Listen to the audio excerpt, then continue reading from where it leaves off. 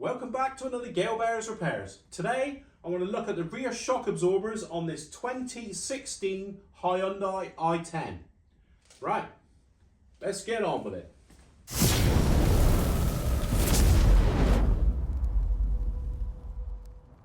So we're under the back end of this 2016 Hyundai i10 and here's the shock absorbers. They're staring at you there. You can see here, look at the oil up there. So he's leaking oil or gas. I don't know what they're filled with. They're either oil or gas. But you can see that's leaking. This is my niece's car. It's due MOT. And it's got a clunking in the rear end from this corner. So I'm just going to replace the shock absorbers. The same on this side of the car. But this one's dry. But look, he's corroded. He's tired. They're just tired. Their life expired. So let's start taking them apart. I've examined the springs. There's no snaps on the springs for the clunk that we've got. And the pivot burst on the rear axle all appears to be good. So I'm just going to go straight in for the rear shocks. The first thing I'm going to do to remove the shock absorber on this Hyundai i10 is, I'm in the boot. I've removed the parcel shelf, but you don't need to. And I've just unlatched that seat just to push it forward. We just need to gain access to that little cover panel there. So I'll stick you on a stand and I'll show you what we got to do. So all you've got is an access cover there. I've just got a small screwdriver. Get in there. Prise that one off. And all you've got is another cover. Just pull that one away. And that exposes the top mount. So all you've got is a nut and a shaft coming up through from the damper. It's a 17mm spanner. What you're going to have, when you're going to undo that, the shaft's going to spin. So you've got to have something that you can clamp your shaft with. So I've done the other side already. And my spanner only goes down to an 8mm, and that flat on there is less than 8mm. So I'm just going to use a pair of mo grips just to grip the shaft.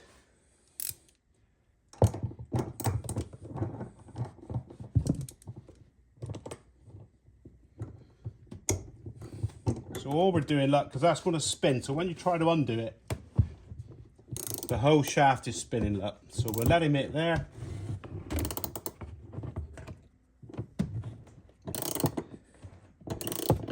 And now we're actually undoing the nut from the...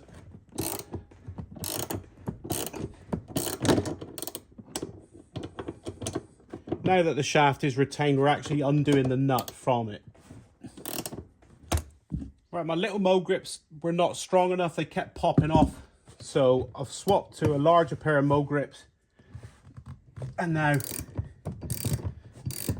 it's enough to grip it. So we'll just spin this nut off.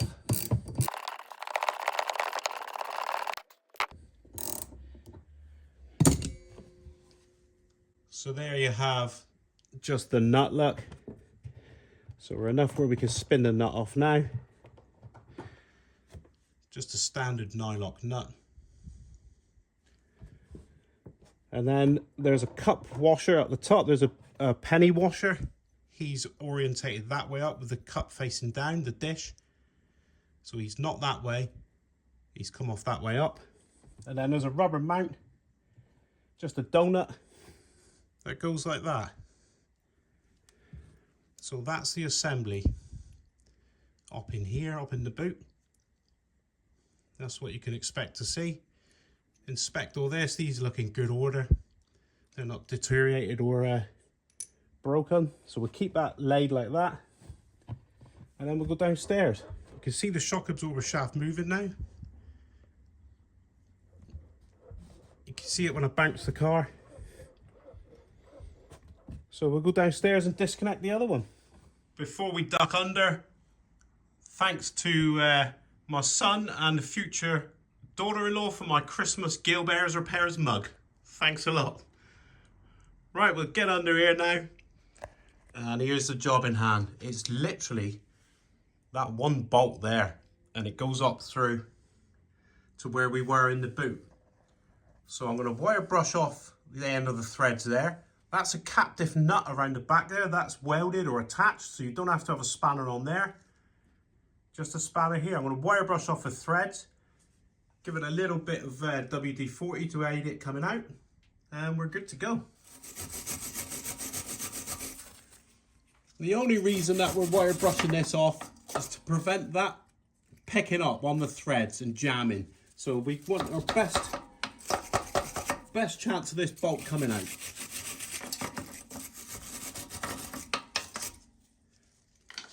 Just a little spray of WD. That's all we need. Just so you get an idea of the shock absorber, it goes up through that where that bolt I just showed you at the bottom, comes up there behind the wheel and passes through the body up there. So that's where it goes up into the boot. That's what we disconnected just now. So that's all you've got to expect. It's nothing special. But you don't have to take the wheel off. You've just got to jack the car up, really. So we've got a 19mm socket on there. I've got a big long bar on. And we'll just crack him off. There he goes. Give him back and forward a bit just to free him up. There we go. So that's a 19mm socket you'll require for this.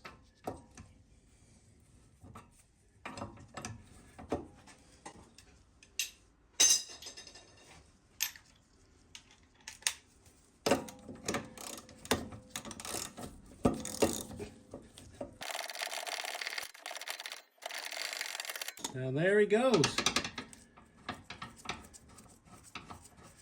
So that was uneventful, so that's what we want. We don't want any events. It's just a bolt nut, nothing special, passes through. That nut stays there.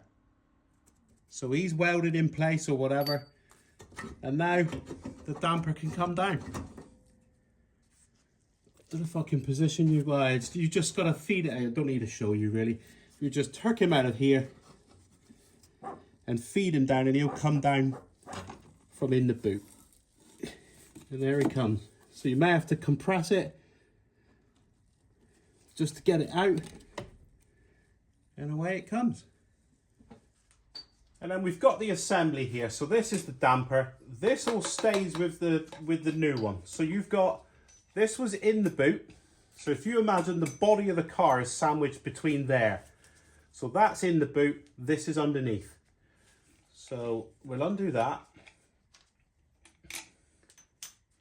And then this comes off. So this is the other half of that mount. But this is under the car. And this is in the car. So that I had to take it off. That stayed up on the underside of the car. So I had to remove that separately. I just pulled it away. It was nothing special. And then this just slides out, look. So we'll get in there, it will pull in, and it'll come off the shaft there. So this is just a metal cap here and a rubber mount. So this is all in good condition. This is just a buffer if it bottoms out. So this all looks in good nick. The rubber is still spongy and it's not broken up. So that's fine. And then we get onto the damper and you can see it's wet here. You can see where it's been leaking, and this end section here, it just drops and then starts to go. So it's had a loss of oil.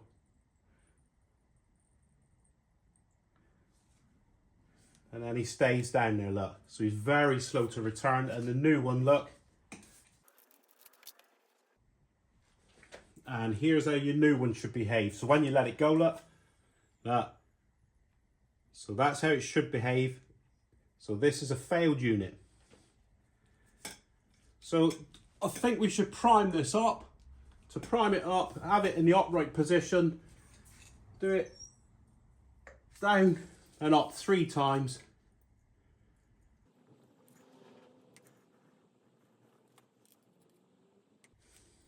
You could feel it different. It felt differently than the damping of it. Yeah, very nice.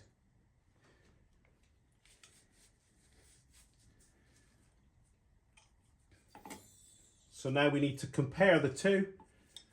So we'll compare that with that. And the body length is the same orientation of the brushes. We'll have to stretch that one out fully. There. And that one. And our total length is the same. It's got that shaft there. So they look very, very similar. So the part number for this, I've fitted APEC units. There's the part number if you want those.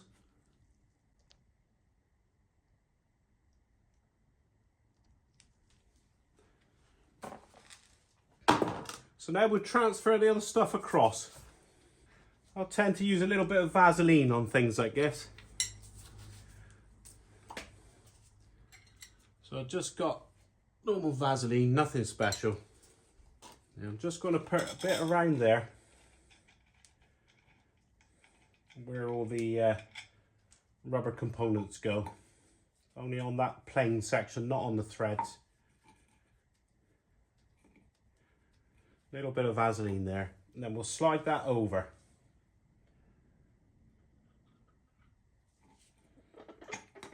So that's going in.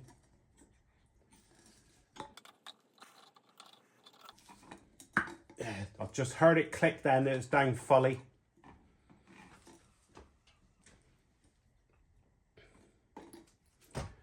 And now we'll get our other components on.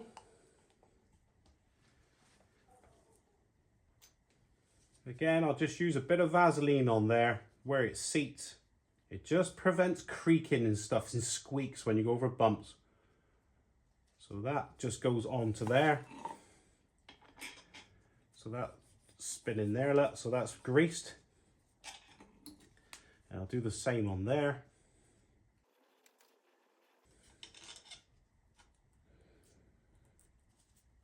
That's nice. And then the same with that top donut, the rubber donut. I think that appears to have grease on it from manufacture. So I've just greased around those surfaces. But this will be up in the boot. This is the stuff that's upstairs. So that can go up there. The kit has come with a new nut. So it's come with a new nylock. That's to go up in the boot. And then the next thing that I like to do here, I want some copper grease on this plain portion of the bolt. Don't put any on the threads. We don't want any on the threads. So we're just in that plain section. Just a bit of copper grease. You don't have to do this, but it's just something that I like to do. So now we're just going to feed our damper back up. It goes in front of that assembly there. So we feed him up there. And he's got to poke up through the hole in the bodywork. I just felt him go up. So he's gone up through the hole in the bodywork. You can't see that because I've got my fat head in the way. And then we compress the damper. So we give him a push. And we get him up in place. And now we put our bolt back in with our grease there.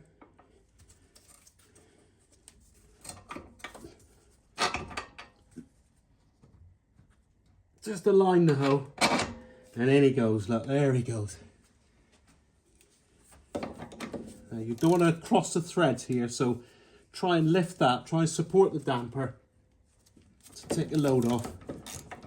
Just get him started, and then you'll be able to let it go. Yeah, so the threads are caught. We'll spin him in.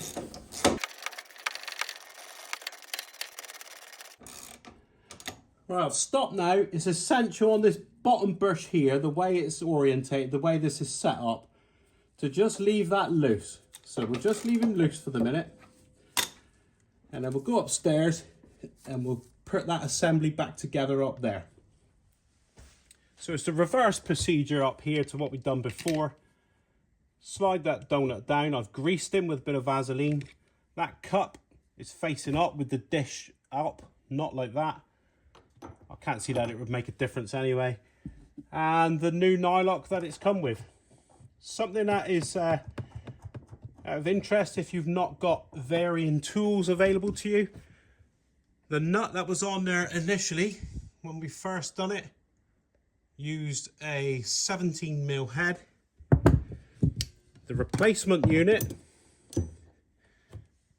comes requiring a 16mm spanner. So it's a different size. The threads are the same on the nut, but the outside diameter of the nut is different. So across the flats. So a 17 to remove, a 16 to refit. But you may have a 17 on yours.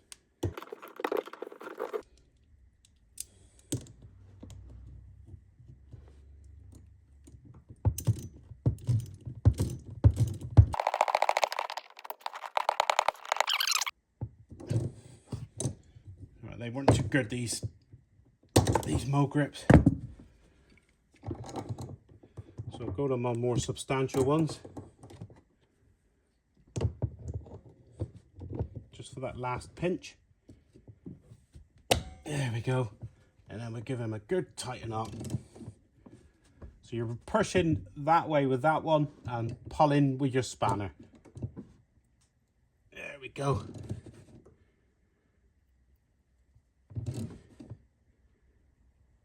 There, decent tighten up. They were nice and tight, the original ones that I took off. There. So now we just put the plastic cap back on.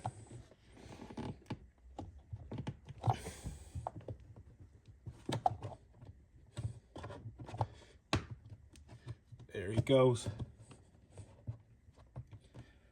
And then the little trim cover.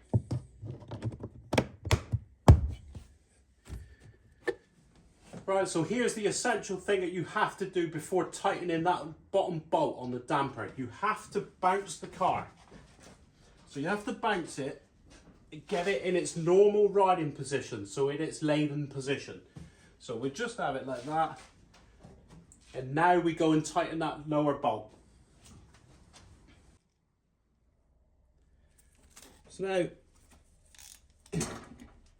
now we've bounced the car up and down a bit. If you don't do that, it can stress this rubber bush down here, especially if you've got the car jacked up, whereas I've got it sat on the floor, so it's fine. So we just cream him up, get him tight, and then I'm going to over tighten it, because I always like over tightening stuff. So there we go. So he's nice and tight now. He is not coming undone. And then all I'm gonna do here now is the exposed threads there. I'm putting some copper grease on to keep the weather out, to keep the salt and corrosion away. It's a bit later in the day now. I'm doing my outro. It's gone chilly. What an easy task to do this job. So rear shock absorbers on a 2016 Hyundai i10. Your average home mechanic can tackle this job easily. It's a single nut on the top, bit of a pain to grab the shaft, and there's just a bolt in the bottom. It is that basic. I didn't take the wheels off, so I've got a pit, but if you didn't have a pit, you could reverse the car up onto wheel ramps and do the job there. You could jack the car up and do it that way and take a wheel off for accessibility, but there's not a requirement to. You can do this quite easily. Anyhow, I'm waffling now. If you found this video has been helpful on the i10, I'll put a link here now for another i10 video that I've got. That should appear here now. And if you found this video has been useful and it's been informative, could you please like, subscribe and share, and I'll see you next time.